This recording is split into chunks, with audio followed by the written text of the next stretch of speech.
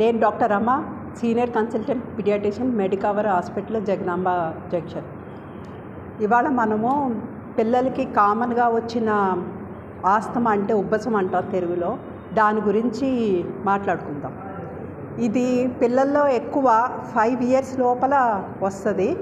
ఆ 5 years లోపల వచ్చిన వాళ్ళకి చాలా మటుకు 90% వాళ్ళకి తగ్గిపోద్ది. అది మిగతా వాళ్ళకి 5 years తర్వాత కంటిన్యూ అయితేనే అది బ్రోంకిల్ ఆస్తమా అని అంటాం అన్నమాట.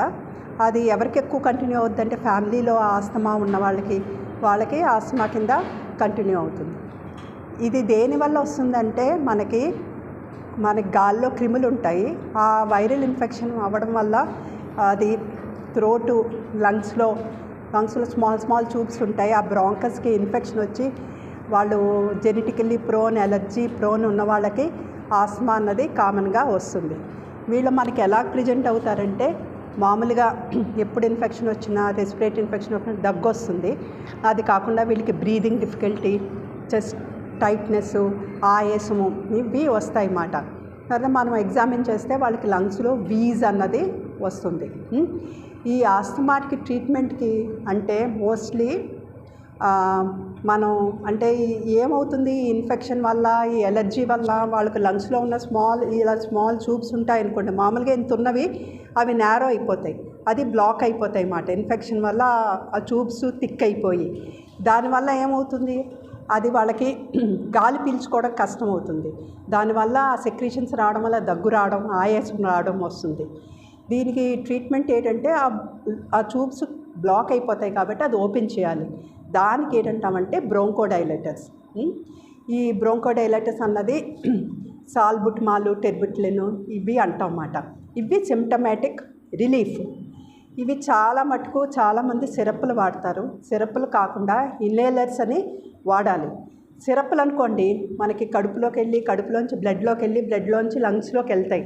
ఈ ఇన్హేలర్స్ అన్నవి డైరెక్ట్గా లంగ్స్లోకి వెళ్తాయి అన్నమాట.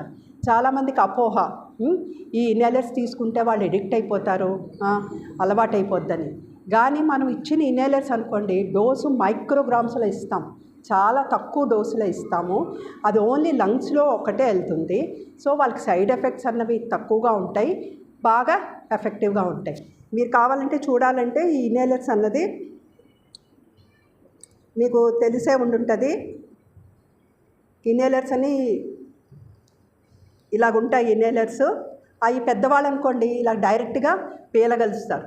పిల్లలు డైరెక్ట్గా పీల్చలేరు కాబట్టి అది గాలి తీసుకొని ఇవి నొక్కుతూ ఉండాలి. పీల్చలేరు కాబట్టి మధ్యలో ఈ స్పాసర్ విత్ మాస్క్ అది పెట్టుకొని అది ఇవ్వాలన్నమాట. అది ఇస్తే వెంటనే రిలీఫ్ వస్తుంది. సో వీళ్ళకి మెయిన్ ఈ అపోహ తీర్చాలి, ఇన్హేలర్స్ అంటే ఎడిక్ట్ అవుతాయని. కానీ ఇందులో ఏంటనుకోండి, ఒక పఫ్ అంటాం, ఒకసారి నొక్కితే ఒక పఫ్, అది మైక్రోగ్రామ్స్లో ఉంటుంది. 1 milligram అనుకోండి 1000 micrograms. సిరప్లు అనుకోండి ఒక 5 ml 1 mg 2 mg. So dose ఏమో 1000-2000 micrograms. ఇందులో మనం ఇచ్చేది 50-100 micrograms.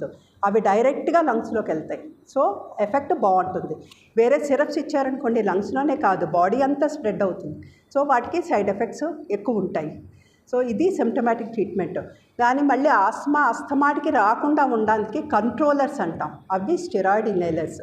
ఈ స్టెరాయిడ్ ఇన్హేలర్స్ కూడా మీరు ఇన్హేలర్ ద్వారా ఇచ్చేది చాలా తక్కువ డోస్ కాబట్టి సైడ్ ఎఫెక్ట్స్ ఏమీ ఉండవు.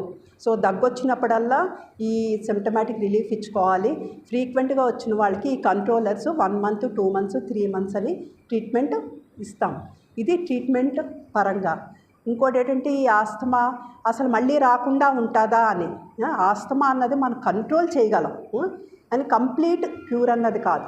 బీపీ ఉందనుకోండి, షుగర్ ఉందనుకోండి, మీరు కంటిన్యూస్ ఎలా మెడిసిన్స్ వాడతారో వీళ్ళకి వచ్చినప్పుడల్లా సిమ్టమ్స్ కంట్రోల్ చేసుకోవడం కోసం ఇవి జాగ్రత్తగా మెడిసిన్స్ వాడితే పూర్తిగా తగ్గుతూ ఉంటుంది.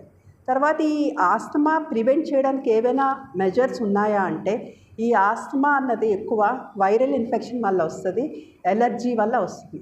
మనకి వీళ్ళకి దేనికి ఎలర్జీ ఉందో అన్నది మనం ఐడెంటిఫై చేయాలి. ఈ ఎలర్జెన్స్ అన్నది మోస్ట్లీ మన ఇంట్లోనే ఉంటాయి. అంటే main important dust, house dust might. ఈ హౌస్ డస్ట్ మైట్ అంటే ఈ మైట్స్ అన్నీ చిన్నవి మన బెడ్షీట్లోని, పిల్లో కవర్స్ వాటి మీద ఉంటాయి. సో ఈ ఎలర్జెన్స్ ఎక్స్పోజ్ అవ్వకుండా చూసుకోవాలి. అంటే ఈ అవుట్డస్ట్ మైట్ రాకుండా ఉండాలంటే బెడ్షీట్స్, పిల్లో కవర్స్ అవన్నీ ఎవ్రీ 1 వీక్కి చేంజ్ చేస్తూ ఉండాలి, ఉతికి ఎండలో ఆరబెడుతూ ఉండాలి. తర్వాత ఇది మెయిన్ కెమికల్స్ ఎక్స్పోజర్ వల్ల కూడా రావచ్చు. కొంతమందికి పెర్ఫ్యూమ్స్, స్ప్రేస్ వీటి వల్ల వస్తుంది. కొంతమందికి ఈవెన్ స్మోకింగ్, ఇంట్లో ఎవరైనా ఉంటే స్మోకింగ్ చేయకూడదు. వైరల్ ఇన్ఫెక్షన్ ఉన్నవాళ్ళు ఎవరైనా ఈ చైల్డ్కి దగ్గరగా రాకూడదు. కొంతమందికి కోల్డ్ వెదర్ ఎలర్జీ ఉంటుంది. కొంతమందికి పోలెన్స్ అంటారు, పొల్యూషన్. ఇవన్నిటికీ అవాయిడ్ చేసుకుంటే మనం ప్రివెంట్ చేయొచ్చు. సో ఈ మెజర్స్, ప్రివెంటివ్ మెజర్స్ తీసుకుంటే మనం ఆస్తమా రాకుండా ప్రివెంట్ చేయొచ్చు. ఒక ఆస్తమా వచ్చినా కూడా ప్రాపర్గా ట్రీట్మెంట్ చేసుకుంటే మనం కంట్రోల్ చేయొచ్చు. ఎందుకంటే ఆస్తమా ఫ్రీక్వెంట్గా వచ్చిందనుకోండి, వాళ్ళు అప్పుడు స్కూల్కి వెళ్ళలేరు, రాత్రి పడుకోలేరు, వాళ్ళ పెర్ఫార్మెన్స్ అవన్నీ తగ్గిపోతాయి. వాటికి ప్రాపర్గా ట్రీట్మెంట్ ఇస్తే వాళ్ళ గ్రోత్, డెవలప్మెంట్ అంతా బాగుంటుంది, వాళ్ళు హెల్తీగా ఉంటారు. ఇంకా మిగతా అపోహలు ఏంటంటే, చాలామంది మన ఇండియాలో ఏ జబ్బు వచ్చినా డైట్, పాలు ఇవ్వకూడదు, పెరుగు ఇవ్వకూడదు, ఫ్రూట్స్ ఇవ్వకూడదని.